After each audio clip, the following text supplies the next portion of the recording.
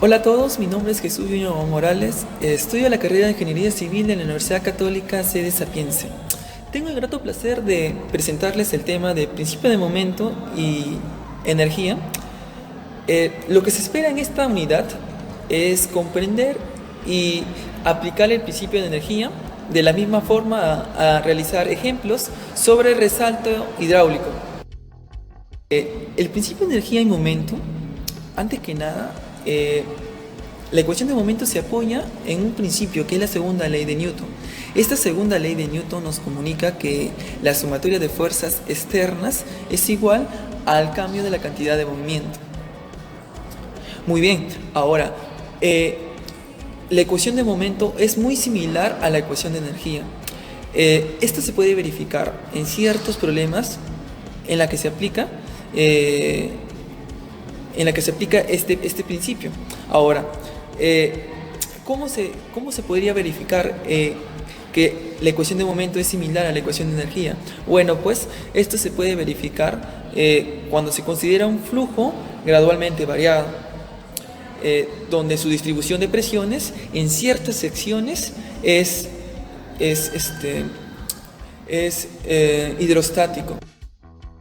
Bueno, continuando con la ecuación de momento, también se puede verificar que la ecuación de momento y la ecuación de energía son similares, ya que contiene coeficiente de distribución, el mismo coeficiente de distribución, tanto en ecuación de momento como en ecuación de energía.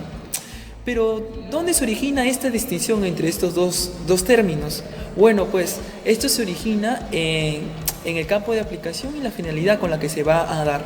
Por ejemplo, en el caso de la ecuación de energía, esto va a abarcar ya a pérdida de energías menores. E inclusive la cantidad que nos va a otorgar es una cantidad de forma escalar. También va a contener un término en la cual se va a verificar la resistencia interna. En cambio, en lo que es la ecuación de momento, nos va a dar un valor vectorial. Partiendo desde ahí, nos va a dar un valor vectorial. Ahora, esto se va a aplicar ya se va a aplicar cuando se requiera ya grandes cambios de energía interna. Por ejemplo, está lo que es el resalte hidráulico. Buenas, ¿qué tal? Mi nombre es Jean-Pierre Isaac Vivar Damaso, estudiante de la carrera de Ingeniería Civil de la Universidad Católica Sede Sapienza. Continuando el punto anterior, voy a pasar a dar las siguientes conclusiones. Como punto número 1, el principio de energía ofrece una explicación más simple y sencilla a comparación de la ecuación de momentum. Sin embargo, el principio de momentum tiene ciertas ventajas de aplicación a problemas que involucran grandes cambios de energía, como tenemos por ejemplo el resalte hidráulico.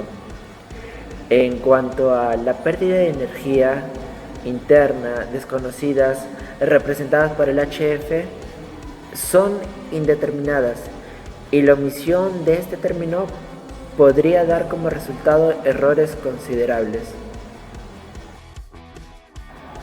Por otro lado, si aplicamos la ecuación de momentum a estos problemas determinados, entonces los efectos de las fuerzas internas estarían por completo fuera de consideración y no tendrían que ser evaluados. Y por última conclusión, en cuanto a las pérdidas por fricción, el fenómeno ocurre en un tramo corto del canal y los efectos debidos a las fuerzas externas son insignificativos en comparación con las pérdidas internas.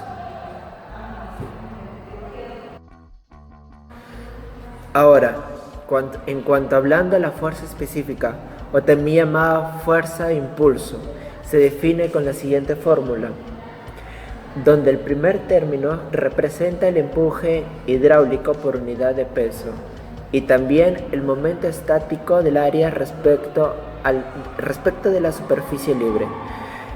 El segundo término representa la cantidad de movimiento de flujo que atraviesa la sección del canal en unidad de tiempo y profundidad del peso de agua. Algo importante que tenemos que hablar acerca de la fuerza específica con respecto Con respecto a ese tramo es que podemos denotarla de la siguiente forma, que F1 es igual a F2, lo cual significa que la fuerza específica es constante en cada sección, siempre en cuando las fuerzas de resistencia externas, así como el peso del fluido en dirección del movimiento en el tramo, es despreciable.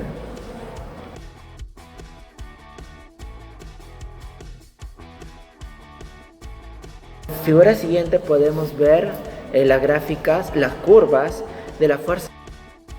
Y por último tenemos los tipos de flujo. A, flujo permanente, y B, flujo no permanente. En el flujo permanente tenemos el flujo uniforme y el flujo variado. Y en el flujo variado tenemos el flujo gradualmente variado y el flujo rápidamente variado. En cuanto al flujo no permanente, tenemos el flujo no permanente uniforme y al flujo variado no permanente. Y en cuanto a este último, tenemos el flujo gradualmente variado no permanente y el flujo regularmente variado no permanente. Continuando con la explicación, es bastante importante conocer acerca del concepto de salto hidráulico. El salto hidráulico es un fenómeno local que se presenta en el flujo rápidamente variado, en el cual va siempre acompañado por un aumento del súbito del tirante y una pérdida de energía bastante considerable en un tramo relativamente corto. En un resumen se podría decir que es el paso violento de un régimen supercrítico a uno crítico. Se va a caracterizar por la alteración rápida de la curvatura de trayectorias del flujo, que se forma mayormente cuando en la corriente exista un obstáculo o un cambio brusco de pendiente. Esta podemos observar en canales o mayormente lo podemos observar en ríos. Pasando a la explicación de la gráfica, vamos a tener un punto 1 y un punto 2 los cuales se van a analizar. Vamos a tener la energía 1 y la energía 2. Estas van a tener pérdidas de carga, y la pérdida de carga va a ser igual a la diferencia de estas energías. La pérdida de carga va a estar definida por nuestra altura y2 más la velocidad 2 al cuadrado entre 2 veces por la gravedad menos la altura y1 más la velocidad 1 al cuadrado.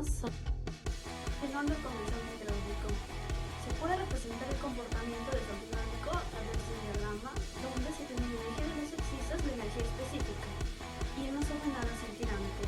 En el diagrama también se puede observar que en un río el salto hidráulico se caracteriza por tener una pequeña velocidad de un gran tirante, denominado YZ, mientras que en una torrente su velocidad es grande y el tirante es pequeño, denominado Y1, donde cuando el tirante es crítico, denominado YZ, se ejerce una energía mínima en el flujo. Asimismo, cabe resaltar que el salto hidráulico depende del número de fraude, el cual nos permite distinguir tres regímenes. Uno de ellos es el flujo supercrítico, donde el fraude es mayor que 1, el flujo crítico, siendo el fraude igual a 1, y el flujo subcrítico, donde el fraude es menor que 1.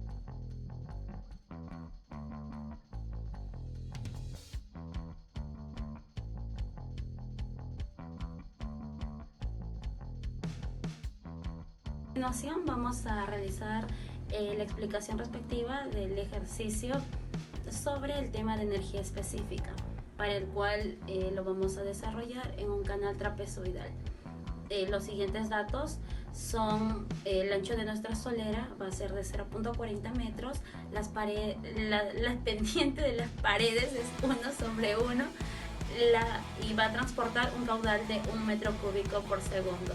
Nos piden hallar el tirante crítico, la velocidad crítica y la energía, para el cual vamos a partir de nuestra expresión general.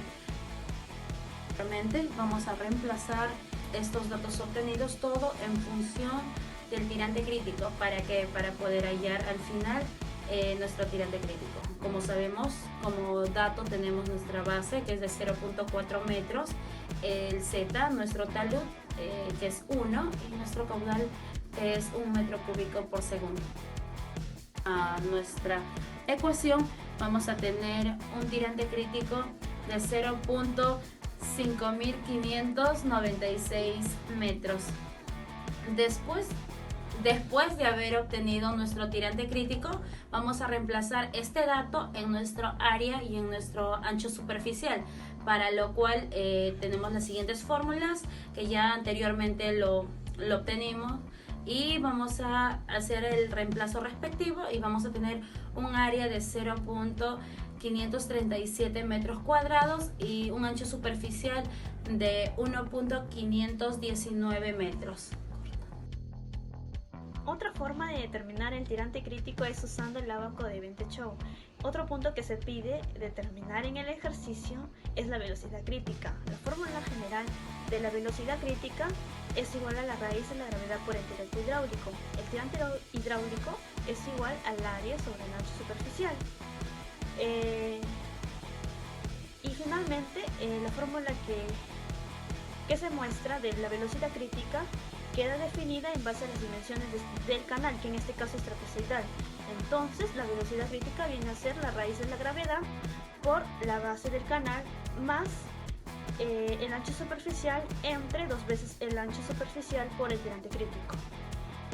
Ya teniendo los datos como la base igual a 0.4, el tirante 0.5596 y el ancho superficial 1.5192, se reemplaza en la fórmula de la velocidad crítica, obteniéndose que la velocidad crítica es igual a 1.8621 metros por segundo.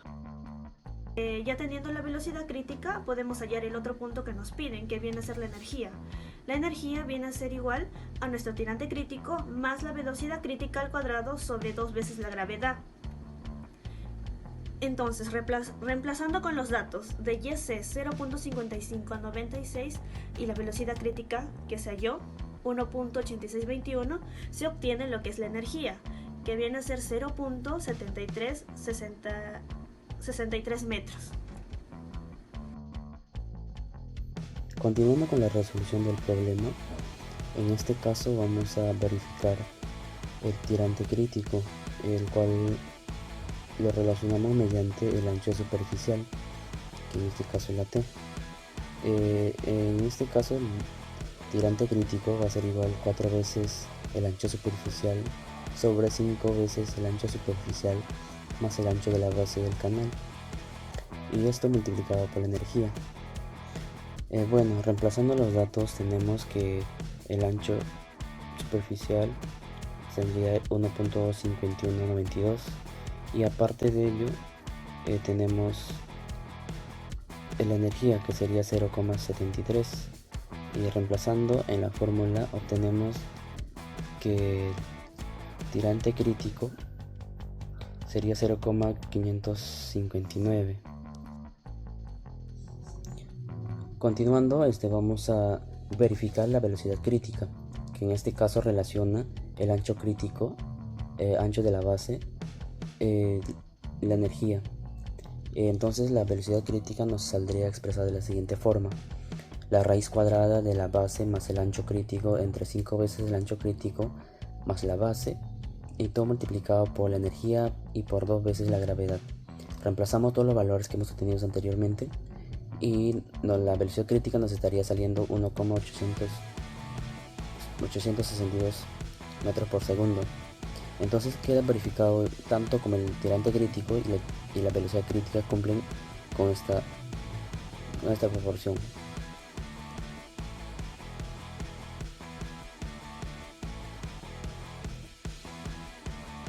Eso sería todo. Muchas gracias.